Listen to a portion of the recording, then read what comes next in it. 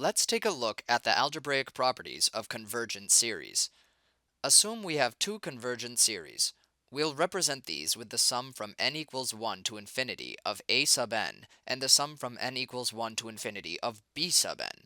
Using these series, we can say that the sum from n equals 1 to infinity of a sub n plus b sub n is equal to the sum from n equals 1 to infinity of a sub n plus the sum from n equals 1 to infinity of b sub n. This is known as the sum rule, and this sequence converges. Similarly, we can say the sum from n equals 1 to infinity of a sub n minus b sub n is equal to the sum from n equals 1 to infinity of a sub n minus the sum from n equals 1 to infinity of b sub n. This is known as the difference rule, and this sequence also converges. Finally, we have the constant multiple rule.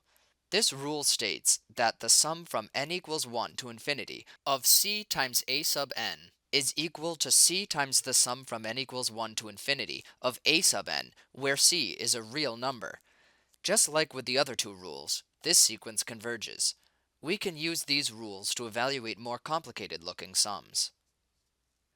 Using algebraic properties of convergent series, we'll evaluate the series given by the sum from n equals 0 to infinity of the quantity 1 over n plus 2 times n plus 3 minus 7 over 3 to the n plus 2 power. The first step is to break up the summand using the difference rule. This gives us the sum from n equals 0 to infinity of 1 over n plus 2 times n plus 3 minus the sum from n equals 0 to infinity of 7 over 3 to the n plus 2 power. Consider each sum separately. For the first sum, decompose the summand using partial fractions. To do this, we'll set 1 over n plus 2 times n plus 3 equal to a over n plus 2 plus b over n plus 3. Multiply both sides by n plus 2 times n plus 3 to clear the fractions. This gives us 1 equals a times the quantity n plus 3 plus b times the quantity n plus 2. From here, we can determine that the coefficient of n must be 0 and the constant terms add to 1. Solving for each variable, we find a equals 1 and b equals minus 1. The first sum is now in a more convenient form. We have the sum from n equals 0 to infinity of 1 over n plus 2 times n plus 3 equals the sum from n equals 0 to infinity of 1 over n plus 2 minus 1 over n plus 3. Let's find the first few terms of this first sequence so that we can establish a pattern.